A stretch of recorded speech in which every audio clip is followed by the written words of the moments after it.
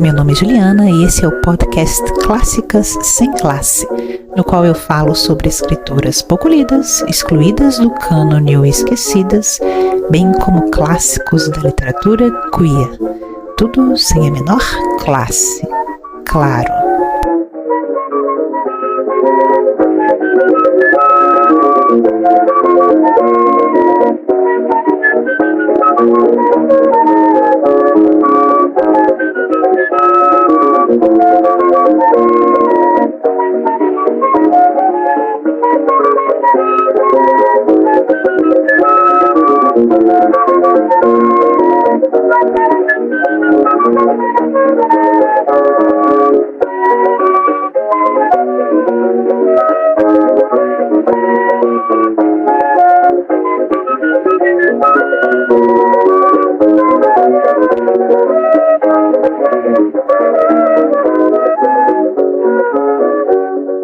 No episódio anterior, eu falei da escritora Maria Angélica Ribeiro. Uma das leituras conjuntas do Clube de Leitura do Clássicas Sem Classe será Cancros Sociais, a peça da Maria Ribeiro. Nós vamos discutir essa peça em um encontro online, que vai ocorrer no dia 21 de abril, às 16 horas, horário de Brasília. Eu disponibilizo o link no grupo do Salão de Diletantes. E no episódio de hoje eu falo sobre a escritora Crisanteme, que por sua vez é pseudônimo da escritora Cecília Moncorvo Bandeira de Melo Rebelo de Vasconcelos, filha de uma outra escritora clássica sem classe, que eu já mencionei aqui há muito tempo. Já fiz um episódio sobre ela, que é a Carmen Dolores, que é o pseudônimo de Emília Moncorvo Bandeira de Melo. Nós leremos a obra Enervadas da Crisanteme no Clube Clássicas Sem Classe. A leitura vai ocorrer no mês de maio e nós faremos um encontro online para discutir Enervadas no dia 12 de maio, que também é um domingo. Antes de começar a falar sobre a Crisanteme, eu gosto sempre de citar o nome de alguns dos pesquisadores responsáveis pelo resgate dessa escritora, que é a minha forma de agradecê-los publicamente pelo trabalho feito, mas não só isso, homenageá-los publicamente e divulgar o trabalho científico feito por esses pesquisadores. Então, vou citar aqui alguns dos pesquisadores responsáveis pelo resgate dessa escritora: Maria de Lourdes de Melo Pinto, Rosa Maria de Carvalho Gens, Risolete Maria Hellman, Silvia Perlingeiro Paixão, Elódia Xavier, Ana Paula dos Santos, Maria de Lourdes Eleutério, Eliane Vasconcelos, Maria de Lourdes da Silva, Helena Maria Alves Moreira, Luciana Maria da Conceição Vieira, José Pedro Tonioso, Maria Ângela Alonso e Beatriz Rezende. Bom, é isso, e agora vamos ao que interessa: quem foi Crisanteme? Abre aspas. Toda criatura profundamente inteligente é uma insatisfeita e uma incompreendida. O desprezo sorridente que lhe merece a vida, a humanidade e as coisas impede-a muitas vezes de dizer o que sente, o que deseja, o que espera. Tem sempre misturado com o sorriso convencional que lhe entreabre a curva dos lábios irônicos um gosto de morte, que a faz calar e mal exprimir, quando por acaso quer romper o seu silêncio. Enquanto os simples, os felizes da vida, anseiam, aspiram e lutam continuamente, essas criaturas, um pouco desequilibradas pela grande dose de inteligência que a natureza lhes concedeu, agitam-se, perturbam-se, sofrendo muito, analisando tudo e não possuindo nada. Fecha aspas, Crisanteme, crônica publicada no jornal O País em 7 de fevereiro de 1916. Madame Crisanteme, ou simplesmente Crisanteme, foi o pseudônimo pelo qual ficou conhecida a escritora Cecília Moncorvo Bandeira de Melo Rebelo de Vasconcelos, filha da escritora que eu já tratei aqui, Carmen Dolores, que por sua vez é pseudônimo de Emília Moncorvo Bandeira de Melo. Entre as fontes que eu consultei, há divergências aí quanto à data de nascimento da Crisanteme. A Nelly Novaes Coelho, no Dicionário Crítico de Escritoras Brasileiras, publicado em 2002, a Eliane Vasconcelos, na Antologia Escritoras Brasileiras do Século XIX, publicada em 2004, o Raimundo de Menezes, no Dicionário Literário Brasileiro de 1978, e a Cândida de Brito, na Antologia Feminina de 1929, citam o ano de nascimento da Crisanteme como sendo 1870. Entretanto, a pesquisadora Maria de Lourdes Pinto, em sua tese de doutorado, a partir de consulta à certidão de batismo da escritora, afirma que Crisanteme nasceu no Rio de Janeiro em 8 de fevereiro de 1869. Então, o ano de nascimento é 1869. O pai de Crisanteme faleceu em 25 de dezembro de 1886, ocasião em que ela e a mãe, Carmen Dolores, viajaram aí à Europa, permaneceram ali por cerca de um ano e de volta ao Brasil, a Crisanteme logo se casou, aos 19 anos, muito jovem, com Horácio Rebelo de Vasconcelos, em 10 de abril de 1888, segundo certidão aí que também consta da tese da Maria de Lourdes Pinto. Algumas fontes citavam que a data seria 21 de março de 1888, segundo a certidão consultada pela pesquisadora, seria 10 de abril. Em 1889, nasce o único filho da Crisanteme, o Henrique Rebelo de Vasconcelos.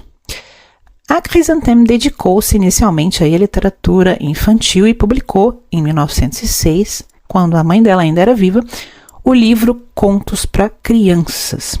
A Eliane Vasconcelos afirma que Crisanteme teria iniciado sua contribuição para a revista A Universal já antes disso, já em 1902, com publicações aí de textos em tiragens avulsas da Biblioteca Infantil Ilustrada. O pseudônimo Crisanteme, foi tirado do nome da personagem do título do romance aí de Pierre Loti, Madame Crisanteme, publicado em 1887, que inspirou a ópera de mesmo título de André Messager, em 1893, e também inspirou alguns aspectos da ópera Madame Butterfly, de Puccini, em 1904, uma ópera aí mais conhecida, né? A nossa escritora Crisanteme era ainda amiga do João do Rio, e o estilo dela acho que a gente pode aproximar um pouco aí do João do Rio em alguns aspectos, e há uma grande especulação aí, muito se fala sobre o caso amoroso que ela teria mantido com Alcindo Guanabara do que propriamente sobre a obra dela. Então, muito se especula sobre esse caso amoroso aí. Em 1907, o marido dela falece, e ela tinha aí, à época, 38 anos, e então, inspirada pela mãe, ela passa a se dedicar de forma mais consistente à carreira literária. Ela estreia aí como cronista em 1907, no periódico A Imprensa, no qual ela escreve de 1907 a 1911, e publica um segundo livro também dedicado à literatura infantil. Muitas escritoras dessa época, vocês vão ver, se dedicaram de alguma forma à literatura infantil, né? A própria Carmen Dolores, a Júlia Lopes de Almeida, e não poderia ser diferente a Crisanteme. Então ela publica um segundo livro, Contos Azuis, de 1910. Ela passa a escrever colunas regulares para diversos periódicos da época, O País. Primeiro no jornal O País, ela começa na coluna Conversa Feminina, que ela dividia com outras colaboradoras. Depois ela assume sozinha a coluna também nesse jornal Palestra Feminina, na qual ela permanece de 1914 a 1921. De 1921 a 1930, há um hiato de 3 anos, depois de 1933 a 37, ela mantém a coluna A Semana, que era a coluna que era escrita e assinada por sua mãe, quando a Carmen Dolores ainda vivia. Inclusive, quando a Crisanteme assume essa coluna, ela escreve um texto emocionado, né, reconhecendo isso. Essa era a coluna na qual minha mãe escrevia, e agora eu assumo essa coluna A Semana do jornal País. E, por fim, durante o ano de 1937, há registros aí de que ela escreveu nesse jornal a coluna de Luneta. Ela ainda escreve no Correio Paulistano de 1920 a 1934, no Diário de Notícias de 1935 a 1944 e na Gazeta de Notícias de 1935 a 1948. 1948 é o ano de seu falecimento. Na tese de doutorado que eu já citei, a Maria de Lourdes Pinto inventoriou aí mais de 1.500 crônicas publicadas pela Crisanteme em diversos periódicos da época, e identificou, aqui eu vou citar, a encenação de uma de suas peças no Teatro Regina pela companhia de Eugênia e Álvaro Moreira, Então, quer dizer, Crisantemo escreveu uma peça também e identificou ainda a constante presença da Crisantemo como palestrante conferencista nos salões da época. A Crisantemo publicou ainda nas revistas O Mundo Literário, Ilustração Brasileira, O Cruzeiro, e foi uma das fundadoras da revista A Única, na qual, em texto publicado em 1º de julho de 1925, ela vai expor aí os objetivos dessa revista, que eu vou citar, porque isso pode ser interessante para a gente ler a postura da Crisantemo na sua ficção, né? As ideias que a Crisantemo procurava ficcionalizar nos seus romances, que então eu vou citar esse texto publicado, abre aspas. Precisamos, pois, nessa hora séria, em que surge A Única, revista somente composta de damas, vibrantes de sincero anseio de acertarem, escolher depressa o santo magnânimo que patrocinará essa prova real de que as mulheres odiernas não se limitam a falar, mas também a agir.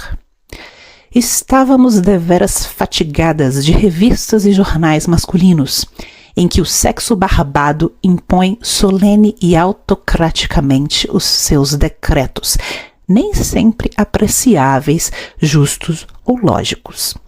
Precisávamos de que aparecesse nesse céu de alvoradas cor-de-rosa, envolvendo a senhora moderna, uma demonstração cabal e forte de que também aqui, no Brasil, a mulher atual é possuidora de um pensar próprio, consciente do seu valor e podendo carregar com o peso da responsabilidade de montar um periódico em que se leiam artigos sensatos, ensinamentos superiores e sãos meios de curar a alma e o corpo, um tanto enervados pelas correntes invisíveis, atravessando uma atmosfera morbidamente doentia e má sugestionadora.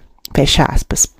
E continuando na sua explanação sobre os objetivos da revista, ela vai publicar em um texto posterior, publicado na revista em 2 de agosto do mesmo ano, de 1925, e ela vai dizer, abre aspas, A Única também jamais fará propaganda desse feminismo anti-estético e amoral, que joga a mulher como uma boxese, né, uma lutadora de boxe, deselegante e brutal, no meio da arena, a fim de conquistar os seus direitos.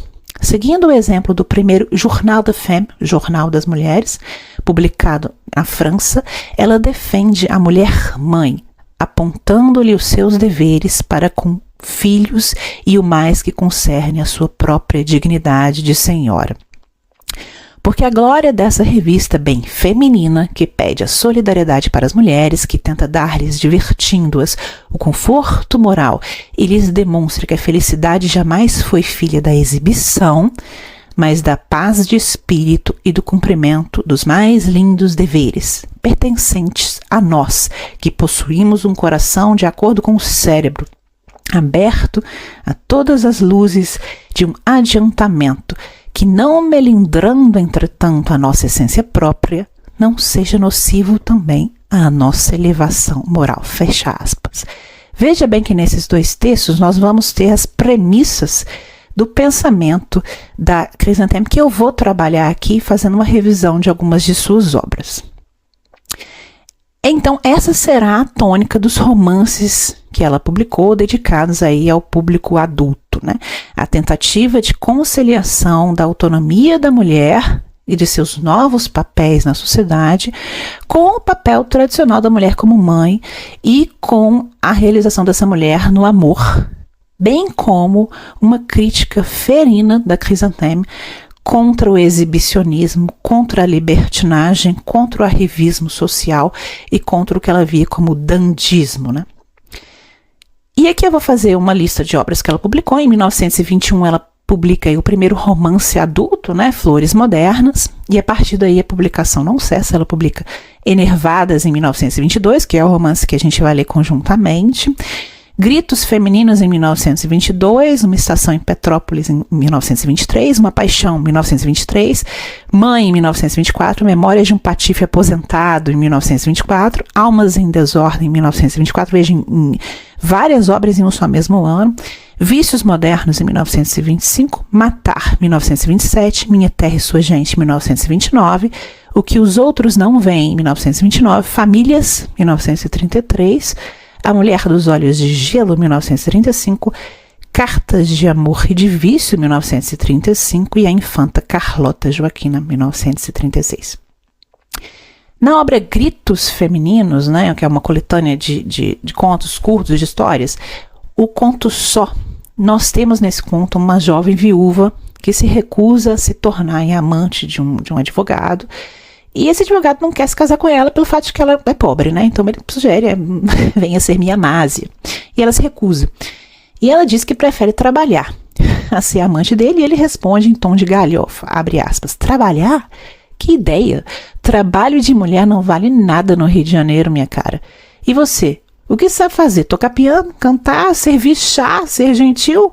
Isso, porém, é pouco para se ganhar a vida, fecha aspas. Veja bem que nesse trecho nós podemos perceber tanto a crítica da Chrysantheme à limitação aí da educação da mulher, né, a mulher criada para ser uma flor de estufa, né, um bibelô naquele tempo, como também a crítica da Chrysantheme ao casamento por interesse, na figura desse advogado aí. Em Mãe, de 1924, nós temos também essa mesma preocupação com a profissionalização da mulher. Nós temos Regina, a protagonista, que se separa aí de um marido violento, alcoólatra, enfim, aquele marido que é fim de linha mesmo.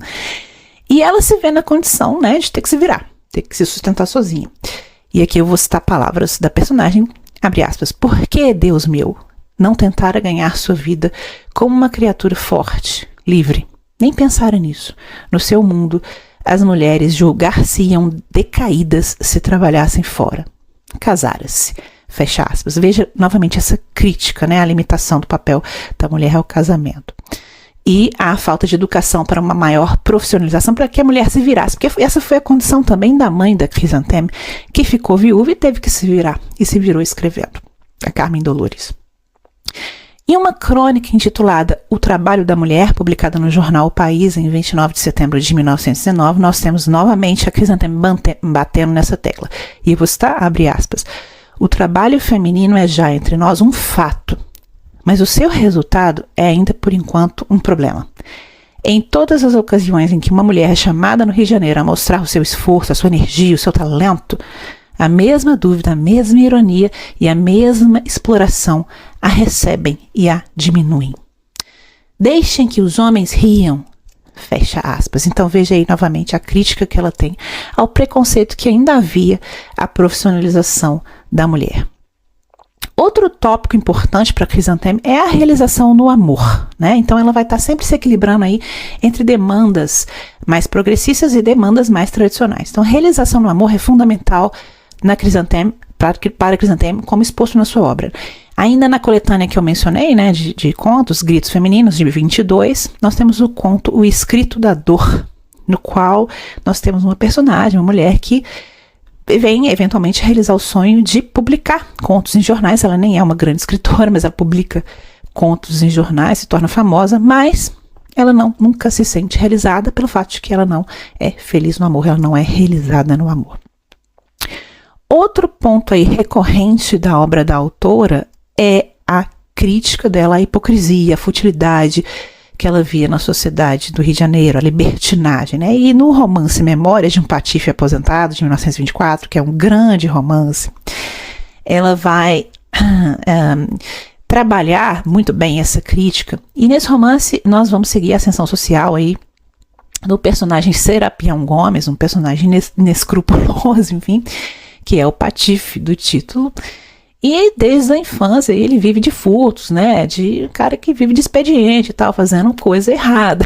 E ele vive em uma cidade pequena, é enviado para o Rio de Janeiro, e isso só lhe proporciona maiores oportunidades de se tornar ainda mais patife, né? De se profissionalizar no crime, expandir suas falcatruas.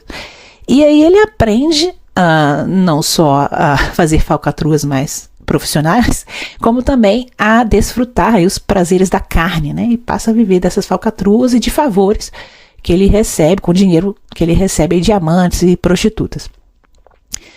E o Serapião eventualmente vai se tornar cronista de um jornal, até um jornal governista, e nesse jornal ele publica textos aí variados sobre festas, algumas das quais ele sequer comparece. e vem a usar de sua posição para fazer chantagem, para conquistar amantes ricas, enfim. Ele continua aí nas trilhas do crime. E aí, nas palavras do Serapião, eu vou citar, abre aspas, mas afinal, aqui obedeço eu, que não sou literato nem amador das letras, jogando aos azares da publicidade e ao pó das bibliotecas a história do meu triunfo. Quererei por acaso o fardão verde ouro da imortalidade, que ela menciona os membros da Academia Brasileira de Letras, né? Quem sabe também se nasci literato e suas circunstâncias me desviaram do caminho e me fizeram um patife. Quem me afirma igualmente que a diferença entre essas duas profissões é assim tão grande como os preceitos o fazem supor, fecha aspas. Veja bem a afirmativa ferrina que Crisantemo coloca na boca desse personagem. Né? Será que há diferença entre um literato e um patife? Bom, como previsto aí na história, o nosso patife vai se casar por interesse, obviamente, e ele vai manter uma amante, e a amante, inclusive, o trai com o motorista, enfim, toda uma trama meio rocambolesca. E ele eventualmente tem um filho, e quando o filho pequeno diz que quando crescer vai querer roubar, o Serapião afirma, abre aspas, roubar muito e com sucesso é trabalhar, fecha aspas. E o mais interessante desse romance é que o patife do título não é um atentado à ordem, ele é a ordem estabelecida daquele Rio de Janeiro retratado pela Crisantemo. E falando sobre essa obra, em entrevista até o filho, no texto, uma entrevista com Serapião Gomes, publicado em O Mundo Literário de 5 de novembro de 1924, quando indagada sobre quem seria esse tal de Serapião Gomes, a Crisantemo responde, abre aspas, Serapião Gomes, colega, é uma coxa de retalhos. Ele contém na sua essência um pedacinho de cada alma de vários patifes conhecidos e que triunfam impunemente na nossa sociedade. Todos aqueles fatos narrados nessas memórias patíficas são reais e não inventados ou sugeridos pela minha fantasia de escritora, como julgam os ingênuos, fecha aspas. Veja como ela é bem incisiva. A visão crítica, então, da Crisantemo sobre o Rio de Janeiro, naquela época, né, como uma terra aí, tomada pela hipocrisia, pelo exibicionismo, pela libertinagem, pelo arrivismo social, essa visão crítica também pode ser encontrada na obra Minha Terra e Sua Gente, de 1929, na qual ela escreve, e aqui eu vou citar, abre aspas, as repartições públicas dessa cidade, curiosa no seu gênero, são verdadeiros clubes, onde tudo se faz menos trabalhar, fecha aspas. E sobre especificamente o meio literário da cidade, em especial os resenhistas de jornal, ela vai escrever, abre aspas, em várias ocasiões o dito livro contém versos, sendo porém elogiado como contendo prosa soberba. A falta de simplicidade e de sinceridade temperando o nosso feitio pouco artístico e a nossa absoluta falha de cultura reduzem-nos a um povo sem opinião pessoal. O Brasil é, pois, um gigante, criança, mal educado, analfabeto, mal guiado, pobre, de uma falsa civilização, de um progresso aparente. Ele dá a impressão aos míopes de ser o que não é, fecha aspas. Então veja que nada se salva aí da pena de Crisantemo. Uma crítica semelhante aí é encontrada no romance Famílias, de 1933, no qual a personagem escritora Mercedes vai apontar, abre aspas, o Rio de Janeiro tenta civilizar-se, mas o sensualismo joga-o continuamente no chão. Hoje, que analiso claramente a existência vazia dessa sociedade, em que a arte é sempre exibir-se, mesmo sem nenhum talento, fecha aspas. Então, uma crítica aí ferrenha ao que a Crisantemo via como exibicionismo. A crítica ao estilo de vida mundano, então à libertinagem, ao arrivismo social, dá o tom da obra da Crisantemo em geral e já está presente como o cerne aí do primeiro romance que ela publicou, Flores Modernas, publicado em 1921, no qual nós vamos seguir 3 histórias paralelas de mulheres que se refletem umas nas outras como se fossem assim espelhos distorcidos, né? De um lado nós temos a Henriqueta de Nerval, uma mulher que se casou por interesse, por dinheiro, né? E que mantém aí flertes e mesmo amantes com a conivência do marido rico, que vai aliciá-la, de certa forma sexualmente, para a conveniência dos seus diversos negócios. De outro, nós temos uma garota de classe média, a Maria José, que é filha de um empregado público, E ela gasta o que tem e o que não tem. Inclusive, ela tira dinheiro da própria família para comprar vestidos, para adquirir convites para bailes, teatros, óperas, enfim, a fim de frequentar essa alta sociedade, fingir ser o que não é e fisgar um marido rico. E, por fim, como aí um fio moral que costura o livro, né, nós temos a personagem da Hortência, que foi abandonada pelo marido. Ela tem um filho, cuida sozinha do filho. E, bom, foi abandonada, mas continua casada formalmente, né? Então, ela se apaixona, mas reluta em se entregar à paixão por um médico. Essas são as 3 histórias paralelas aí que vão conduzir esse romance Flores Modernas. E é engraçado que nós lemos recentemente no Clube de Leitura o Nhonhô Rezende, né, da Iracema Guimarães Vilela, um livro de 1918, um pouco anterior a Flores Modernas. E também em Nhonhô Rezende nós temos aqui a figura de um jornalista ao qual todas as mulheres mundanas assediam a fim de serem mencionadas na coluna social. Então, tanto em Flores Modernas quanto em Nhonhô Rezende, nós temos a figura desse jornalista aí. E também há uma festa de caridade na qual as mulheres gastam mais com os vestidos que elas vão usar nas festas, né, com a indumentária, do que a quantidade de recursos arrecadados nessa festa de caridade e que seriam direcionados aos necessitados. Então veja a crítica social dessas 2 autoras a essa condição no Rio de Janeiro. A crítica às chamadas flores modernas, né, as garotas aí adubadas, e aqui eu vou citar, pela, abre aspas, sociedade especial que como um mau terreno as produz já envenenadas e infeccionadas, fecha aspas. Essa crítica às flores modernas também está presente na obra Famílias, de 1933, que inclusive a Crisantemi vai dedicar à amiga Gilca Machado. Nesse romance Famílias, nós temos a personagem da viúva Noêmia, que é aí abandonada pelo amante que a sustentava, porque esse amante é seduzido pela filha da Noêmia, a Maria Alice. E a Maria Alice é uma flor moderna, né? Tal como a Maria José, ela é uma garota que busca um marido rico, a fim de não precisar trabalhar. E aqui eu vou citar uma descrição da Maria Alice, abre aspas. E embora afirmando-se feminista, campeã fervorosa da superioridade da mulher e dos seus direitos civis, confessava na intimidade do aposento de Natalina o seu anseio de encontrar um marido rico ou um coronel generoso que a libertasse de todas essas ideias desprestigiadoras da mulher bem mulher, fecha aspas. Nós podemos encontrar uma crítica semelhante não só nos romances, na obra ficcional, como também nas crônicas da Crisantemi. Então, na crônica Um Pequeno Inferno, publicada pela autora no jornal O País em 11 de julho de 1921, a Crisantemi vai deplorar mulheres que não honram aí seu espaço conquistado no mercado de trabalho, né? Mulheres que trabalham, mas embora tenham se profissionalizado, prefeririam não trabalhar, preferiam estar no lugar das que não precisam trabalhar. Então, a Crisantemi vai dizer, abre aspas, eu sempre prestei uma grande homenagem à criatura do sexo soi-disant fraco, mas que o torna forte pela utilidade do seu viver, pela galhardia com que maneja a espada contra a ociosidade. Somente se esse trabalho é despendido entre flatulências azedas de má digestão, entre bocejos de fadiga, resultado de fraqueza física ou moral, eu julgo a elevação da mulher a esse posto de sacrifício a verdadeira calamidade para os que são obrigados a dirigir-se a elas. Não vamos com tanta sede ao pote, ou o pote se quebrará, e nós nos engasgaremos com os cacos ou com a água, fecha aspas. Um desdobramento da crítica e às flores modernas, né, as garotas modernas, é a oposição da Crisantemi ao chamado dandismo dos rapazes desse tempo, algo que nós também, inclusive, podemos ver na obra Nhonhô Rezende, de 1918, da Iracema Guimarães Vilela, que nós já discutimos e lemos.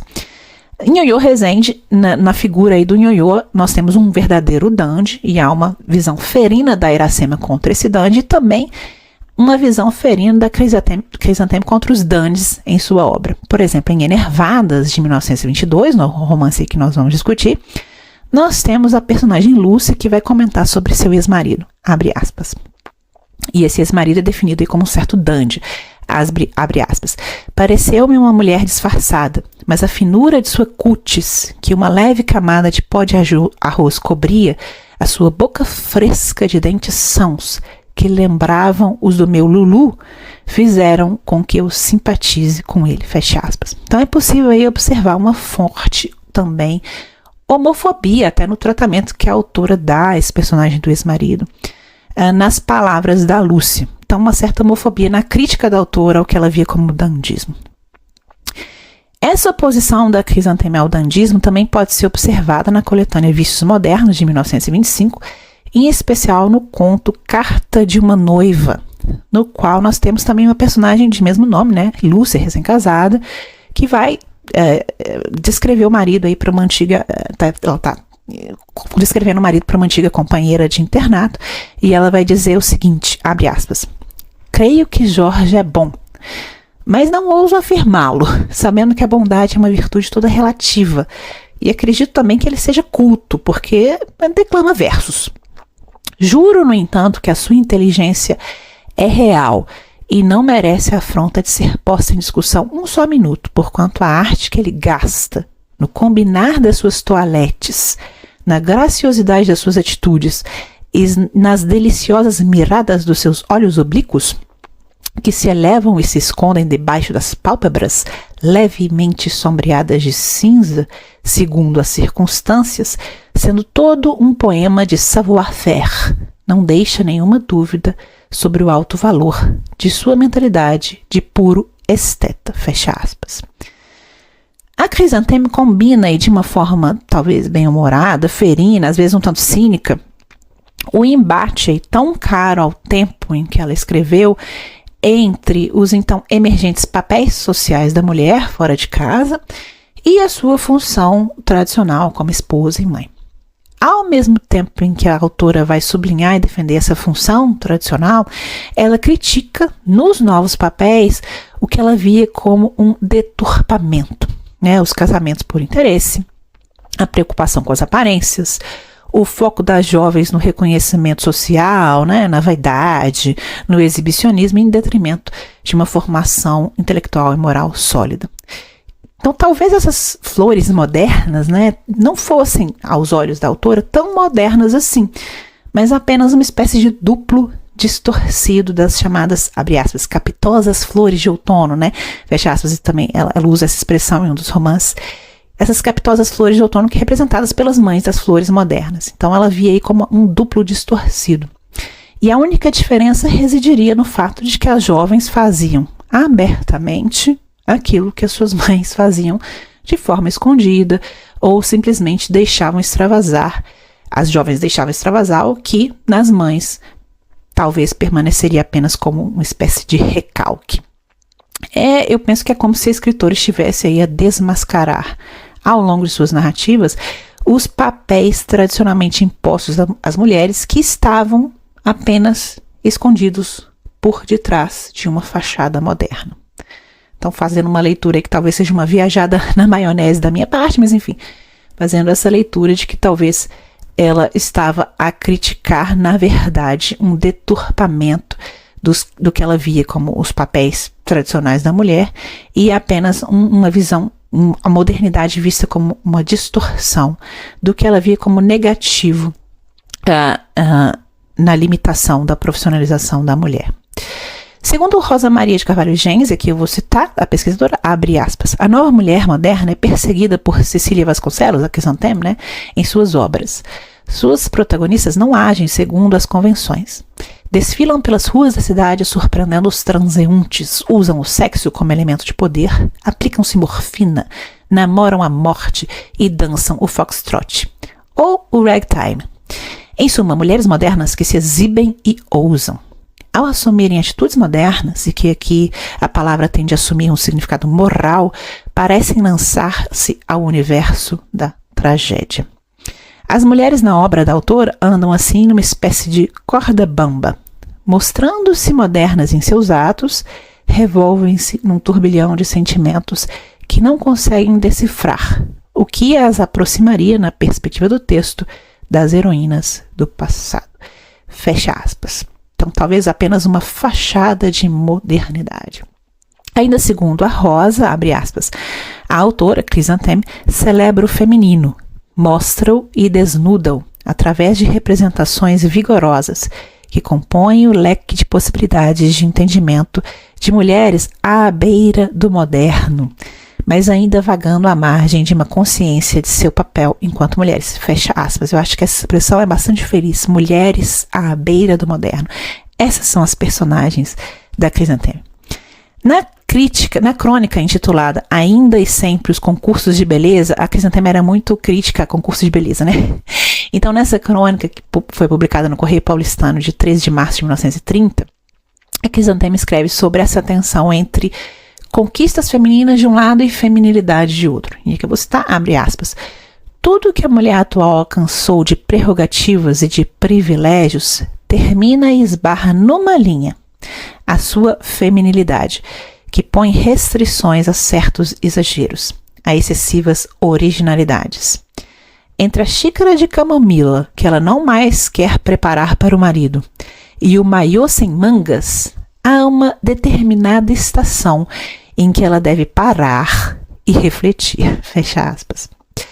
A Crisanteme defende a mulher que trabalha para conquistar a sua autonomia sem que isso implique o abandono do que a autora enxerga aí como a missão dessa mulher como mãe e esposa. E então a autora parece sugerir que as mulheres vítimas aí das liberalidades dos tempos modernos, né, não devem ultrapassar uma certa linha tênue de conduta moral, a fim de não se desviarem de preceitos básicos de elegância, de decoro, de decência, né? E aqui eu vou citar novamente um trecho de uma crônica dela, abre aspas, sem cair no feminismo enragé, feminismo raivoso, né? Que tantos lares têm destruído e desgraças têm causado, glorifico a dama que trabalha, que auxilia a sua família na dura luta pelo pão cotidiano, mas combato continuamente aquela que, mesmo nessa conquista, tenta igualar-se ao homem que ela menospreza, esquecendo a missão para que foi criada. Fecha aspas. Essa é uma crônica publicada no Correio Paulistano em 13 de abril de 1930. Como vocês podem ver, Crisanteme é inclassificável, né? Ela está aí na corda bamba também, à beira da modernidade. Ela irritava tanto os mais, tradicionalistas quanto as feministas de seu tempo. E aqui eu vou citar mais uma crônica publicada no jornal O País, de 13 de novembro de 1921, na qual ela vai alfinetar essas feministas. Abre aspas. Não ignoro a irritação que desperto em alguns corações femininos, divergindo, como faço sempre, da opinião corrente que quer empurrar a mulher com demasiada precipitação para a igualdade dos sexos, para as urnas, quando essa se acha ainda sem preparo, entre leis mal formadas para ela e sem a proteção de uma personalidade forte. Eu sofro de um mal sem cura, e que na nossa terra, de embriaguez constante, causada pela exuberância da nossa natureza e perfume da nossa atmosfera, se torna imperdoável. Tenho horror às palavras belas e pomposas, pululantes no nosso cantante idioma, mas tão desprovidas de sentido e de sinceridade que ecoam no ar como vistosos foguetes sem bomba. Não, eu não sou feminista, locução entre irritante e ridícula, se feminismo significa a entrada da mulher na arena política, arena de cobiça e desfalecimentos de caracteres. Fecha aspas. Essa mesma postura ambígua da Crisanteme em relação às conquistas políticas da mulher pode ser entrevista não apenas nas suas crônicas, como no conto A Melindrosa, que está na obra Almas em Desordem, de 1924, no qual a protagonista melindrosa do título, né, a Joaninha, se auto-intitula feminista. E aqui eu vou citar o trecho, abre aspas. Joaninha, embora indolente e fútil, disse feminista, adoradora da mulher moderna, reivindicadora dos direitos que lhe dão, quando conquistados a independência e a liberdade, promissoras de muitos gozos e de muitas larguezas. E mais à frente a mãe a convida à cozinha e ela, a Joaninha, vai dizer: a mulher moderna deixa a cozinha aos criados e corre às urnas. Fecha aspas. E de tanto sair às ruas para trabalhar, a Joaninha acaba atropelada. Parece aí que o acidente vai lhe devolver a razão e ela vai se casar com um homem mais velho. A Crisanteme não se deixa, então, como vocês podem ver, encaixar com facilidade entre os mais tradicionalistas nem entre os mais progressistas. Ela era uma crítica ao que ela via como modismos modernos, ela apoiava a oligarquia paulista, ela apoiava a igreja e Ao mesmo tempo, ela defendia instituições como o divórcio, como se a gente pode desprender da crônica, que aqui eu vou citar a crônica, uma campanha que se impôs, publicada no jornal O País, de 19 de janeiro de 1920. Abre aspas. Sim, minhas senhoras, as feministas, a campanha pelo divórcio é a primeira pedra básica que deve marcar o vosso caminho na senda do progresso e da força. Enquanto essa lei que existe em todos os países de civilização europeia e americana não existir aqui, a vossa campanha será inútil, sem resultados práticos e sem razão de ser. A evolução feminina no Brasil, permitam-me que diga a verdade, só tem tido como objetivo fazer com que a mulher trabalhe, receba um salário inferior do homem e combata lado a lado com ele, sofrendo-lhe os desdenhos, os escárnios e o contato que a educação ainda não aprimorou. Eu penso sobretudo na mulher pobre, ente fraco, abandonada ou maltratada pelo marido. Eu penso também no infeliz esposo, que trabalhador, correto e bom, tem o seu lar infamado e sujo, porque a mulher leviana, coquete e criminosa não hesitou em elamear-lhe o nome. Então veja que aqui ela defende o divórcio e argumenta dos dois lados, né? O divórcio seria positivo para a mulher, quando nesse caso é maltratada pelo marido ou abandonada, e seria positivo para o homem também. A autora defendia ainda a entrada das mulheres na Academia Brasileira de Letras. Nós temos a crônica Moléstia da Moda, publicada no jornal País de 3 de junho de 1921, no qual ela vai destilar aí toda a sua ironia mais fina sobre esse tema. Abre aspas. Congratulemo-nos, minha senhora, pela interdição decretada pelos homens, que com ela nos vedam a entrada à casa dos imortais. Que todos os carrilhões badarem os grossos sinos em regozijo a essa ideia, que nos impede de juntar as paixões próprias do nosso sexo, outras mais tristes, mais complexas, mais sinistras, que formam a mentalidade dos que ansiosamente, gulosamente, num pesadelo, num estertor de desejo agudo, deliram diante da expectativa de envergar o fato verde e as palmas acadêmicas. Como todos os homens são mortais, até mesmo os imortais, disputa-se a cadeira de um qualquer futuro morto, com uma embriaguez, uma ousadia e uma coragem macabras. Confessemos, minhas senhoras, que nunca ousaríamos proceder assim. Esperar pelos sapatos de defunto. Asseguro-lhes que estão perdendo a linha. E na Academia de Imortais, a linha deve ser tudo. Fecha aspas. Veja a crítica que ela faz aos imortais da Academia Brasileira de Letras. Isso aí já não vale a pena. Não se preocupem se a gente não pode entrar. Deixa eles lá disputando os sapatos dos futuros defuntos. Crisantemo não se deixa encaixar com facilidade, como eu disse, de forma completa em nenhum dos lados aí do debate cultural de seu tempo, o que talvez seja próprio aí de uma autora que escreve no cerne de um momento de transição no país, né? Além disso, nenhuma instituição estava a salvo da caneta, da pena da Crisantemo. E aqui vou citar outra crônica Comicidade dos Enlaces, publicada no jornal País de 17 de outubro de 37, na qual ela vai destilar aí sua ironia contra a instituição do matrimônio. Abre aspas. O casamento sempre foi um círculo vicioso e o moderno, então, um espetáculo curioso para os nubentes, as testemunhas, o juiz e o povo. Atualmente, marcado o ato meses ou anos antes, não raro deixa de comparecer o noivo ou a vítima. E os convidados, nas suas toaletes de gala, esperam em vão pela cerimônia ou pela subida da tela, que lhes mostrará os heróis, decididos a suportar juntos a vida cara, o pau mesquinho, o calor e o frio. Aqui, ali e acolá, um ou dois combatentes brilham pela ausência, pela falta de coragem, hesitam em carregar a Santa Cruz do matrimônio.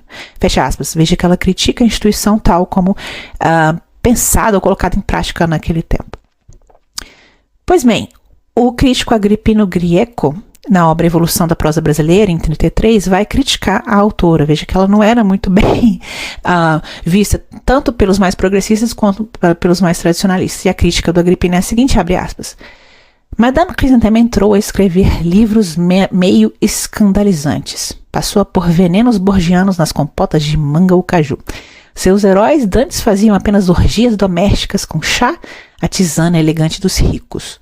Hoje, atiram-se à morfina e à cocaína.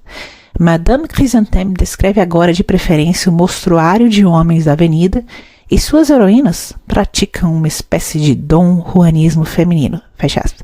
Veja que essa é uma crítica que se quer negativa, mas bastante interessante, né? Você lê isso e pensa, quero ler Chrysanthème, né? Picante esse livro.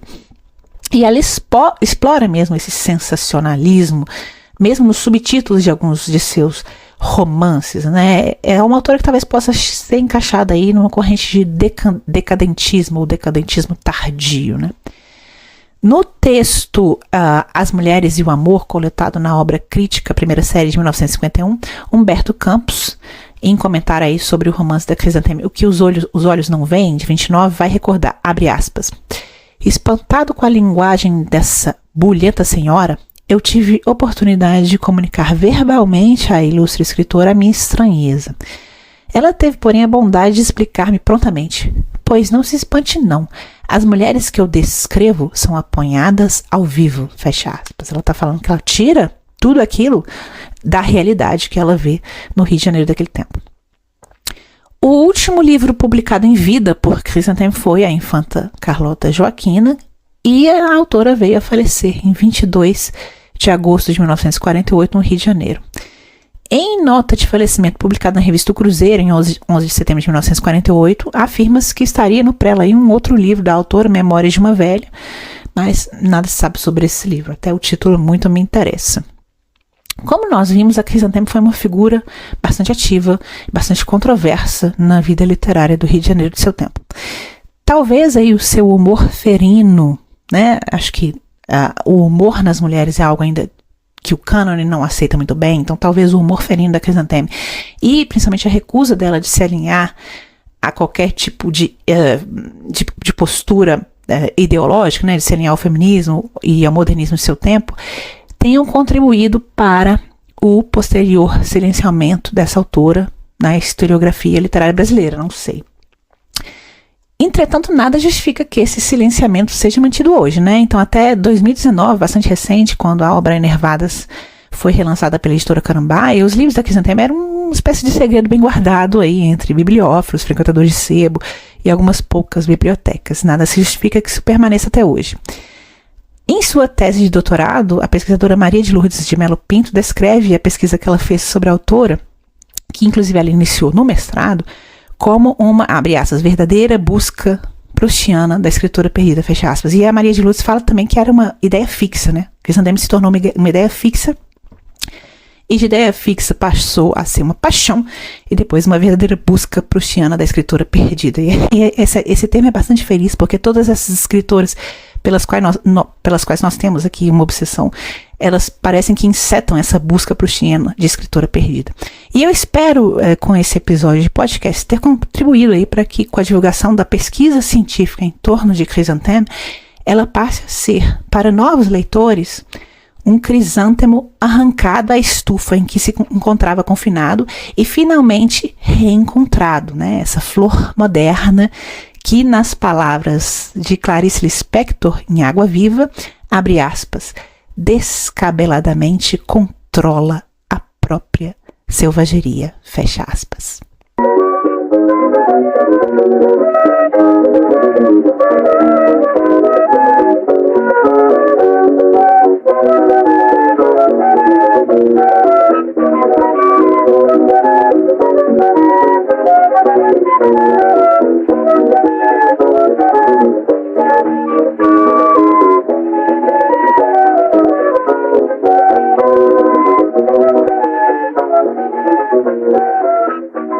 O episódio foi escrito, produzido e apresentado por Juliana Brina em abril de 2024. A música tema é baseada na peça Massada, do compositor Luiz Faria, e executada aqui pelo grupo Chiquinha Gonzaga.